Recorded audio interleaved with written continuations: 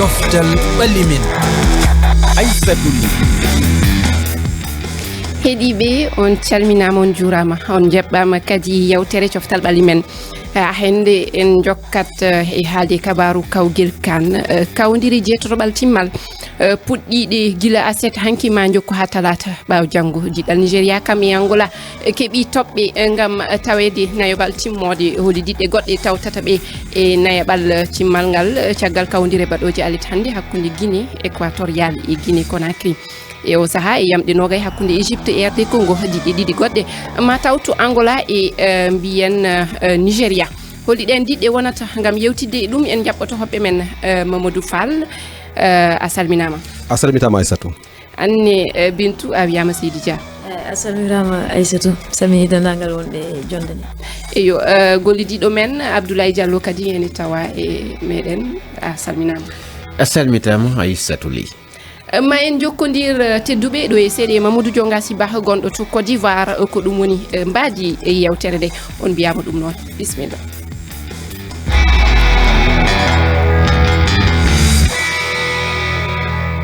Yo ko adi fof noon calminen Dieynaba Sow sabu mo wowno tawede nde jonde kono hande noon mo jogui gantu min mbi tan ha gongol ko wona ɗum ko weltanade yeɓoɓe yewtere nde hello Facebook o hono noon koɗo men Bintou Dia eɗen mbawi wiide ko janiyanke walla mbiyen tan kertorɗo coftal ɓalli dillo o kadi e médiaji renndo hay TikTok e ko nandi hen aɗa jogui hello ma ene wiye accro foot kala ko yowiti e fukko koyngel ene haale hen ha tengti e kawguel kan hikkagel Bintou haade en arde e kawdiral baɗo walla o saaha en gartat e ɗi hanki ɗi hakkude Cameroun e Nigéria hawi loggi ɗiɗi kowal Angola kañum ne hawi eɗen mbawi wiide Namibie loggi tati e kowal Angola e Nigéria keɓi kaw keɗoɗen yande yero mangara e ɗe potite ɗiɗi. Yimɓeɓe padatno ko tan ko ɗum ɗon ji Angola son jaari batu adan kañum ardino Namibie ƴettuno koye tataɓel ɓurɓe moƴƴuɓe ɓe sa ari a fotti e maɓɓe ɓe peete yotoɗa ko ɗum ɓe mbaɗa te Namibie ne jogii no espoir mais ko ɓeeɗa mbawi ɓe sa yi mbululu bimo marki o ganda joueur ji gonɗi ɗi Angola ɓuri wawde bal wondi ɗi Namibie match ɗiɗoɓel ngel yimɓeɓe fof jino Cameroun yaltiri e batu gadano premier match maɓɓe ɓe kawani Guinée ɓe tampiti mon fof e maɓɓe loggi goɗɗo bi gotel ɓe jeehi Sénégal fiiɓe ɓe kawi équipe Gambie ɓe mbawana ɗum muusi hakkunde maɓɓe hande logiquement sa yalti a fotte équipe bawnoɗo e poule mum woni Nigéria fiima nani bituji ɗiɗi anana nani haydara ɓaade ko ɓeɗon mbawi ɓe adiɗo so fotte tataɓel fiyat sowona surprise heɓa Cameroun ɓe keɓatno fettoɓe bal mawɓe so ɓe ngari e nder terrain ɓe mbiyata kala mo ɓe tawi toon ko kamɓe mbawi hayso tawi ko mbarodi taktakli mais ɗum ɗon hande natti hebde e ɗiɗo duuɓi ɓe liggaki ɓaade sukaɓe hewɓe ɓe Cameroun ƴetti batu hikka o ko sukaɓe jibbinaɓe caggal leydi cuus nderagal ngal ɗon ala e maɓɓe ɓe ganda fettugol bal taw tereji moƴƴani taw ne wuli jaw. Yo yoroma ngara a jarama Mamadou Fall en keɗimo ko haali noon mati aɗa yaadi iyande makko mati ko ɗum saabi Cameroun waasi walla jooɗi guila e dawal jeetotoɓal timmode ɗe. Cameroun aɗa andi ko leydi ndi ganduɗa ina hewno arde e ko fati e batte coftal ɓalli e pongal Coupe d'Afrique e sembe kono noon so en jii Cameroun garɗo hikka o ko Cameroun gonduɗo e caɗele sabu ɗum o mo ganduɗa ko kañum woni entraîneur mabɓe woni Song o haali o holliti wonde Cameroun ɓe goni koye liggade gam hesɗinde ko ganduɗa ko ɗum woni équipe mabɓe kamɓe kew mabɓe ɓe gandi eɓe gondi e caɗele ko ɗum waɗi sa ƴeewi darde mabɓe fadanode e oɗo kan wona hunde nde ganduɗa ko ɗum Cameroun naɓe parno e mabɓe ɗum waɗi noon so en ƴeewi Nigéria ɓuuri ɓe sembe sabu ɗum Nigéria ko keppu mo ganduɗa no puɗɗori ni e toɓe payto sa ƴeewi kala coftal ɓalli hankadi e ɓen kollita mbawka mabɓe ɗum ɗo noon no holliti wonde hanki Nigéria wawi Cameroun sabu ɗum Cameroun ala ko foti walla ala ko holli koyno taga o daña wune e dow ɓeɓe ganduɗa kañumen goni Nigéria ɗum waɗi Nigéria fooli ɓe. Dieynaba mate an aɗa fatno kaw Nigéria e dow Cameroun ko waɗi hanki ko mate ɗum aɗa ɗaminino ɗum. mboɗo wawi wiide mboɗo ɗaminno ɗum par ce que no Mamadou wiri ni mo ƴeewi parcours Cameroun e phase de poule o wona parcours mo gandanɗa hoorema yimɓe ne panno ɗum e équipe baɗono Cameroun par ce que yimɓe fof ne gandi histoire Cameroun e coupe d'Afrique des nations mais sa ƴeewi neɓe mbaɗiri teppe ni e nder phase de poule anda tan wonde oɗo équipe Nigéria wayiɓe te ko équipe Nigéria mo gandanɗa hoorema aussi mboɗo wawi wiide niveau wona niveau towɗo mais quand même hanki ɓe kolliri wonde mbawka mabɓe par rapport e Cameroun kadi ɓe kolli dal ko ɓe kolli needi e nder match he mboɗo sikki ko ɗum tan woni raison victoire mabɓe e dow Cameroun. Abdoulaye ko teska woni caggal kawdire arane ɗe eltoɓe hewɓe dotima golle mumen goppi walla ndiwama ko wayno Gambie ko wayno Ghana ko wayno Algérie ha to Côte d'Ivoire diɗɗal kangal fottude Sénégal hay Tunisie Mathieu yontani Rigobertson kankone o daro walla o lomtine e yeeso diɗɗal ngal saabu gila nde nomo ronki sen kiisima ko waɗi gila nde o yetti e yeeso diɗɗal ngal eɗen mbawi wiide nder kawdire nogas e tati ko jeegom ɗi tan Cameroun heeɓi kaw jeetati ɗi koko telda jeenayi ɗi fof Hawa Abdoulaye mata yontani kam Rigobertson acca goɗɗo rono diɗɗal ngal eyyi Aissatou si en tugnima e konngudi makko caggal nde ɓe fetti e diɗɗal walla mbiyen kippe mo Nigéria kanko Rigobertson ko wi walla mbiyen ko jaabi lamdal jeenyankejo mo Cameroun najo o wi kanko na eltowo ko wiyete francire ko wiyata tan manager sélectionneur ko noon o wiri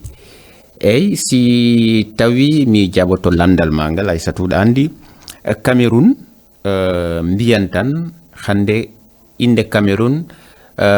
naati e tarika ko fati e folotiro kan ɗum fop no andi kono sa ƴeewi hikka on Cameroun gollani sabu sa ƴeewi gila ka fédération woni fedde tambinde gueɗe fof koye ngel leydi ndi luural mawgal no teska hakkunde ardiɓe nden fedde ko ɗon noon fuɗɗi ardiɗo nden fedde no wiye Samuel Eto'o kankone luural kadi no teska hakkunde makko e ayna loggijo no wiye André Onana sa ƴeewi André Onana ko ñande Cameroun fottayno e match walla mbiyen kawral aranal ngal o hewti Côte d'Ivoire o fetti kawrodiral gotal ɗimmal ngal o joɗɗinaka banque jullere woni remplaçant ɗum addi luural hakkunde fettoɓe Cameroun e eltowo hande Rigobertson o wi o laɓɓini wonde kanko o wontay manager sélectionneur Cameroun ha yeeso sabu o wi ko sukaɓe o jogui ma o ƴewtude ma o yaade maɓɓe o golla no hanniri ni ngam Cameroun arta Cameroun no wonno no won wayno wano ni non Abdoulaye a jarama en payet joni Abidjan sabu Mouhamadou Dionga Siba omon e ɓoggol ngol gila nani noon omon heppi omo heñori min omon tawa e dinguirali bin pe ɗo poccital hakkude Guinée Conakry e Guinée waɗata yo Mamadou Diongasi yehi wadde mayen eto hebdemo kadi ko e dawol aranal ngal non wona e o saha non hay diddal gotal nannani mbaddu humpidde so diwingal kawdiral e yamde nogas Égypte ne ma hawdir e RDC Congo Sara tinno wallu amen hebdemo sabu amin jiiɗi o adda yiyande makko walla o haalana min to potital ngal yarete non ɓaɗi en cuwa hebdemo honno jiiruɗon ngal kawdiral onon kaalen hen hakkude Guinée équatorial e Guinée matewɗon ɗamini Guinée ne wawi hawde Guinée équatorial hikka o de mo jiimo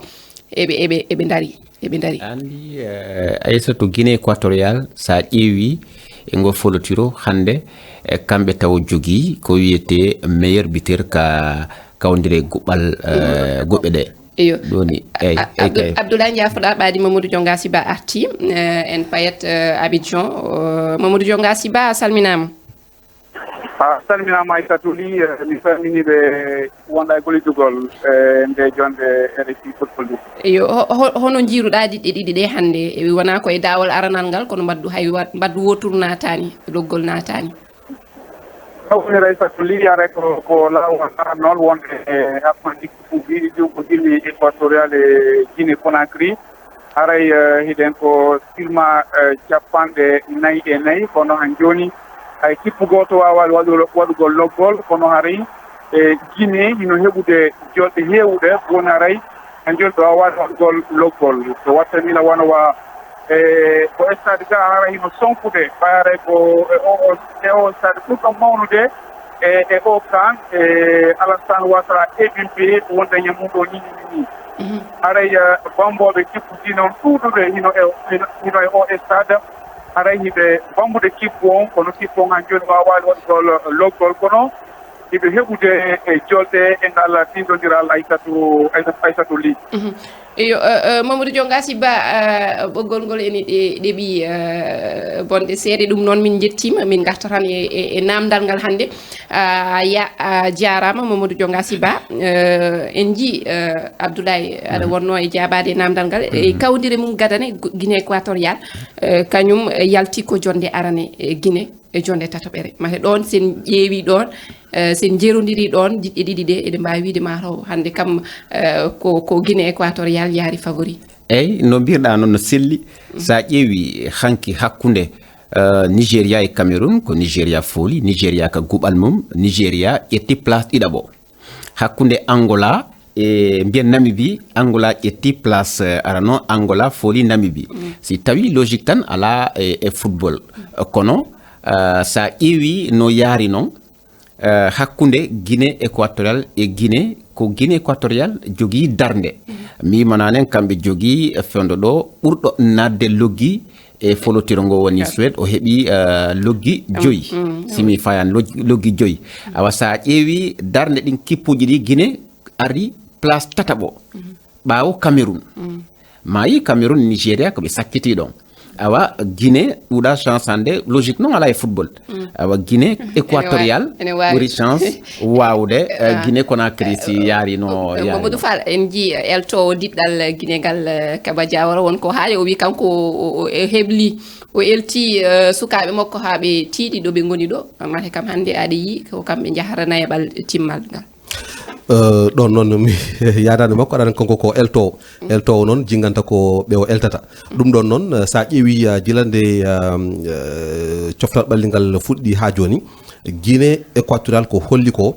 sa ƴeewi hande kamɓe ɓuuri darade e ɓeɓe ganda kañum goni Guinée Conakry ɗum ɗo noon comme no wireteni tan so tawi ko fati e batte jangde tan hollidde hande hol ɓurɗo darade walla hol ɓurɗo yakorede ma naw pool ngu mbiyeten tan ko Guinée équatorial saabu ɗum ko kamɓe kolliti ɗum e ko fati e batte coftal ɓalligal nde fuɗɗi nde ha joni ko Guinée noon ɓurɗen ɓadade ɗi mato ko kamɓe ɓorɗen ɓurɗe wawde jingadde noon kono sen Bintou angam mataw mbiɗa sikki ma jingan Guinée ko Guinée ɓurɗen ɓadade mais nde ɓe mbiri ni au fait oɗo coupe d'Afrique omo jogui niveau mo gandanɗa hoorema systéme favori ko wiyatno favori ko sah min mi yiyani ɗum hikka e oɗo coupe d'Afrique des nations hanki sa ƴeewi rencontre hakkude Angola e Namibie ko logique football parce que Angola woni tête groupe muɗum yimɓe foof jii parcours mo waɗi phase de groupe Namibie ko meilleur troisiéme wonno mboɗo wawi keɓ ɓoccitiɓe e oɗo rencontre hande hakkude Guinée équatorial e Guinée équatorial woni favori parce que ɓe marqui biuji kewɗi e kan he mais bettere ne wawi wadde parce que yimɓe foof jii Guinée Conakry ɓeydi dartinoma Sénégal e troisiéme match o ɓe kolliri niveau donc logique ala altine janggone eɗen mbawi wiide diɗɗe goɗɗe ma kawodira e ngal dawol jeetotoɓal timmal Sénégal ma hawodir e Côte d'Ivoire diɗɗal jaɓɓingal kano hikka Mauritanie kañumne ma hawodir e Cap Vert to Mauritanie ni en keeɓi yewtidde e jinganoɓe maɓɓe goto biyeteɗo Bébé Soumaré o dillata koye coftal ɓalli toon to Mauritanie keɗoɗen mo garten diren ko bébé Soumaré kay espoir o min nguuri muraɓe toon kala to dari amin dari toon gila hanke a joni wuro ngoɗon ɗon dilli équipe Mauritanie o vraiment mbiɗa welde mabɓe feewi la troisième kam amin qualifié pour la coupe d'Afrique mais pour la phase finale c'est pour la première fois ɗum noon waɗimi weltade ha ganduɗa ko ɗon haaji te équipe o kadi min joguimo yakar kadi no feewi équipe so dilli ha yettimo ɗo en ko hunde ganduɗa ko weltare e hunde beelam Brandina match amin contre Cap Vert weɓata mais pour ami aussi ça va être très facile parce que ɓurɗo wonde difficile ko waɗi daltude premier tour hamin qualifié o inchallah min ɗamini tan match janggo ma waɗ fulla ma waɗ fayde so sukaɓe kadi ma mbaɗ jommu men ko darino ko foof kadi ma o hollu kadi beltare men ko ɓuuri ɗum emin ñaagui Allah kadi gagnade min jogui hen confiance groupe o min jogui hen ko entraîneur o staff o foof kadi ni caggal mum ɓe daro kadi ɓe gandi kadi yimɓe fof ne ƴeewi te kadi surtout kadi toɓe jettiɗo hande ko une très grande surprise tout le monde han kadi s'attend à moni yakar mais inchallah kam min mbaɗ ɗamini kam au minimum kam min piiɓe 2-0 inchallah taala eyo on woni bébé Soumaré o haali noon ko yidde makko sabu kanko ko Mauritanie o jinganta o wi ko famɗi Mauritanie ma haw Cap Vert mbaddi loggi ɗiɗi mere Mamadou Fall loggi ɗiɗi mere mi sikkani kono noon kadi Mauritanie oɗo ina wawi dartade Cap Vert sabu ɗum ɓe kolliti ɗum hay so a ƴeewi ko fati e batte phase pouluji ɗi ɓe poolama kono noon keppuji polɗi ɗi fof ina gandi Mauritanie holliti hoore mum te holliti kadi ko ganduɗa ko ɗum woni sagatagal no feewi kono noon ɗum tagui mbimi hakkude Mauritanie e Cap Vert Mauritanie ina wawi folde Cap Vert ene wawi folde Cap Vert ina wawi wonde Bintou Mauritanie Cap Vert ko match mo ganduɗa hoore ma mbour sikki ko match ɓurɗo fadede e huitiéme de finale uji Cap Vert holliti hoore muɗum wonde eɓe jeeya e favori hankadini e ko hedde coupe d'Afrique o Mauritanie c'est la première fois e histoire mabɓe ɓe jaaha ha phase finale ha phase éliminatoire donc ɗum déjà c'est une première kadi hankadini mboɗo sikki kalke ɓe mbaɗi ko bonus e mabɓe hangrine kalke mbaɗi ko bonus e mabɓe mais mboɗo sikki tan ɓe mbawi dartade par ce que sa ƴeewi phase de poule Mauritanie ini yakar ne wawi joguede par ce que hakkude mabɓe e Burkina Faso somi juumani ko nde match o fin match mboɗo wawi wiide ɓe pooliɓe hakkude mabɓe Algérie yimɓeɓe ne kulno côté physique mais ɓe dartima kadi ɓe jogui gardien mo ganduɗa hoorema Oumar Niass to kamɓe jaltini Algérie voilà donc ina wawi dal ɓe kawa Cap Vert mboɗo jogui hen yakar aɗa jogui hen yakar mbiɗa sikki Abdoulaye kam yaadani ma eyi kay Aissata andi jinganowo diɗɗal Mauritanie ngal o wiiri noon ko no wiyete kadi bébé Soumaré o wi hakkude Cap Vert e Mauritanie weɓata ko gonga makko haali gonga hakkude Niger e hakkude Cap Vert e Mauritanie weɓata aran ɗo andi Mauritanie hay goto sikkano Mauritanie hewtay ka ngal dawal jetaɓal timmode hay goto sikkano sa daari ɗum e nder taari ka Mauritanie meeɗa yawtude phase guɓe ɗen ɗum ko ɗen wayide Mauritanie ɗum no wawɓe wallitade seeɗa e fannu goɗɗo ɗum addanay ɓe darde wonde ngam ɓe wawa simbinde darde maɓɓe ɗen ha joni ngam ɓe to kono weɓata par ce que sa daari Cap Vert mi yadani e Bintou par ce que sabu Cap Vert tawano ko e ɓuranoɓe habbede woni favori kono caggal nde ɓe fuɗɗi kawrodere maɓɓe aranal ngal fof inni Cap Vert hikka ɓe jogui ko wiyete kippu ɓe fof ɓe nanodiri fettoɓe ɓen fof no nanodiri sa ƴeewi parcours Cap Vert on an tigui yettineni Cap Vert hikka e ngo folotiro Cap Vert no mari darde ɓe wawi woɗɗoyade ko e ngo folotiro ko ɗon fof saabi mi wi weɓata kono noon si daari logique ala si en daari hande Cap Vert hani folude Mauritanie sen giwi Mauritanie Cap Vert en garati diɗɗal Sénégal Côte d'Ivoire no wiyeteno ngal kawdiral kayni ngal potital ene jeeya e padade e ngal kawgel kan Sénégal kañum favori e mbawi wiide Côte d'Ivoire kañum koko ɓocciti kono kay ɓaadi Côte d'Ivoire hawama Guinée équatorial immi koye no wiyeteno immi koye kawniral ngol ganduɗa koko hawano mahema jaab kadi hawede laaɓi ɗiɗi ɗum kadi e wontude kadi e leydi muɗum tawa kañum jaɓɓi kawdiral ngal kawguel ngel Mamadou Fall. eyyi ɗon Sénégal kay aɗa andi oɗo saaha eltoɓe fof walla kala joom haqqille mo ganduɗa ina ƴewto ko fati e batte futkogoyel ina andi hankadi Sénégal e hakkude mum e Côte d'Ivoire ko Sénégal woni favori ɗum ala jeɗodiral kono noon no Abdoulaye wiri joni ni aɗa andi batte fufkoyngel wona match o walla coftal ɓalligal wona ko gagnete taw waɗaka taw ha gasa koye nder terrain he aɗa andi Côte d'Ivoire ɗo wonɗo ko ñiiwa gagnaka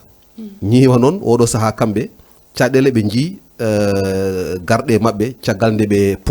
poola kadi wadde hande darde nde Côte d'Ivoire dañno e ko fati e batte match phase de poule uji ɗi